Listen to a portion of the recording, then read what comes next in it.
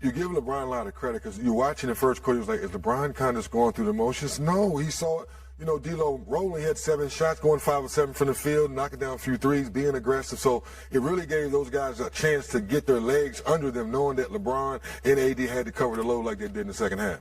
Yeah, and speaking of LeBron James and the kind of effort he gave, right? Yeah, we can look at the box score and go 21 points for LeBron James, 8 rebounds, 8 assists, especially after having 0 points in the first quarter. But 3D, there's a moment, right? And the Warriors seemed like they were gaining momentum in the third quarter, and LeBron James hustles back on defense, slaps the ball out of bounds, and then runs up the stairs, right?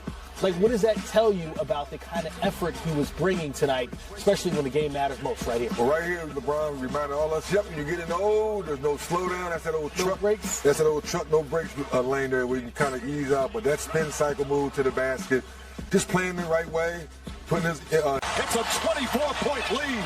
A good old-fashioned blowout right now in Game 3. 30-point win after getting blown out in Game 2 for the Los Angeles Lakers. They take a 2-1 series lead over the defending champion Golden State Warriors. In fact, it's only the 4th time in the Splash Brothers era that they've lost a playoff game by 30 or more. 3D, a lot to break down on how it happened, but let's start with Anthony Davis because he was the big story coming in, right? Yep. 25 points on just 10 shots. That's great, but 4 blocks, 3 steals really had a large impact on the game overall. Well, I think we all would agree that's where Anthony Davis has made his name going back to his Kentucky day. So when he can put his imprint or his impact, I would like to say, on the defensive end, get those steals, get those deflections, the Lakers get out in transition, they get some easy buckets. And then the offense kind of comes. And then you saw throughout there in the first quarter, him attacking Draymond Green, not just selling for jump shots, but when he makes jump shots early in the ball game, it sets up everything else.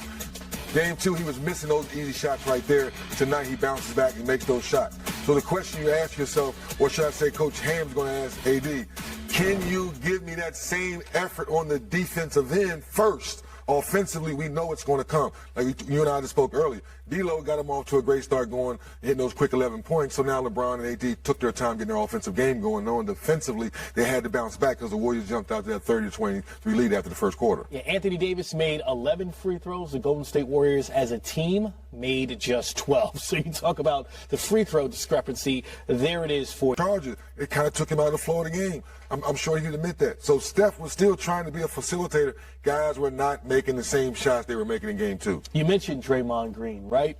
More fouls than points, more fouls than rebounds, more fouls than assists. Also had a technical foul. There are some nights where Draymond Green, you understand why he is a 4-time champion. And then there's other nights where you go, ooh, what's going on? This seemed like one of those nights where things just were not going right for him. Even when he tried to take charges, right, they were blocks. It just, nothing seemed to go his way. Hey, we know one thing about Draymond. He wears his emotions on his sleeve. And for the most part, he's going to be honest with himself. He's going to go back and watch the tape and realize tonight he crossed the line. The check was warranted. Both of those times he thought, he got to go look at the replay. You're still moving your feet. Those were blocks. Get up off the ground. Sometimes you just got to be straight up, contest. You've shown throughout Game 2 you were contesting, playing good defense. Do the same thing in Game 3. Tonight you got it wrong.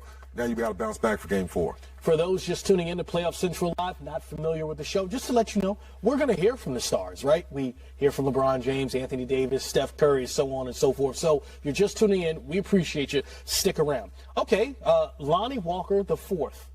Here's a guy that hasn't played, right? Comes in off the bench. Los Angeles Lakers in a series that's tied 1-1, and they go and win Game 3 and take the 2-1 series lead.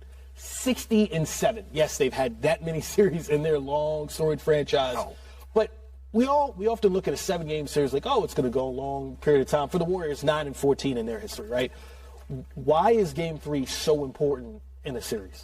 We call it that pivotal game because now in this series, it was split up at 1-1. So when you're coming home, you want to steal that. At home. Because now if the Warriors win, then everybody be going crazy. Oh, the Warriors go 3-1 and go back home and close out the series. So Game 3 is always crucial for you to take care of your business at home. So when you look at the stat sheet, I think you hit around the head. If you'd have told me LeBron James would only have to take 11 shots and you win by 30 at home against the Warriors, you said there's no way. But after that first quarter, you got to give the Lakers defense a lot of credit. Being down 7 and you finish with 127 and it's 30-23 after the first quarter, they give Lakers a lot of credit. All right, there's the thing of point Steph that's out there. We know Steph Curry, greatest shooter of all time, right? But in tonight's game, just 3 assists. Last time out, 13 assists. And that's really, the score is going to be there. 23 points, made 4 threes, right? But what was the difference in tonight's game as opposed to game 2 with Steph Curry in the sense of playing the traditional point guard role and getting everybody involved? Oh, that's real simple. JaMychal Green, 1 of 5. Oh, Draymond Green, 1 of 4. Didn't Draymond have a couple threes in game 3? Didn't he have a couple left-hand layups when Steph was bounce pass and splitting the defense? So Steph was still being point. Steph Douglas couldn't make no shots tonight. Let's call it what it is. In a game that matters so much to be able to produce the way that he did. This is where guys like Phil Handy and other assistant coaches on NBA rosters, this is why they get paid the big bucks. Because on days off, shoot-arounds before games, if you haven't been to an NBA game before, that's when you see those assistant coaches making these guys get on the floor early, get shots up, keep them engaged, and keep them locked in, because the opportunity will knock. To your question, Lonnie Walker was a part of the rotation throughout the season before they made the big trade. Then he goes to the bench. It's all up here because you never know when your name's going to be called.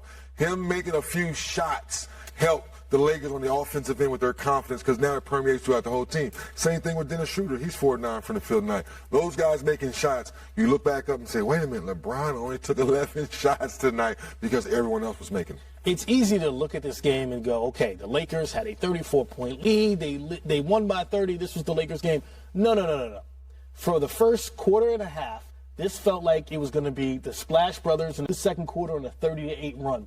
Then at the end of the third quarter, they go on a 10-0 run. How critical were those 2 runs in particular, the Lakers dominating this game?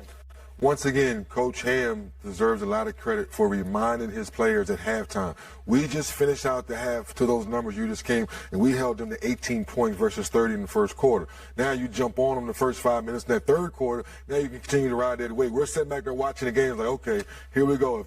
If the Lakers can hold this at 20, Steve Kerr did what we thought he was going to do, right? Started the fourth quarter, they make that run, he calls timeout and clears out the bench. You got to give the Lakers a lot of credit on their defense tonight.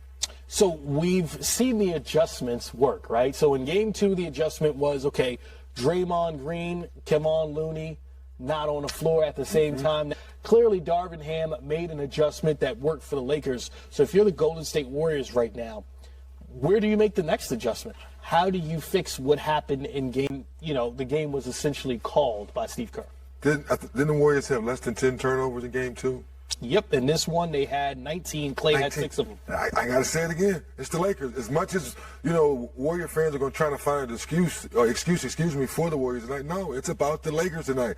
They turned the Warriors over 19 times. And when you do that and you take care of the basketball, you got 27 points off of those turnovers. So then you go back to the stat sheet again. That's why LeBron didn't have to take but 11 shots.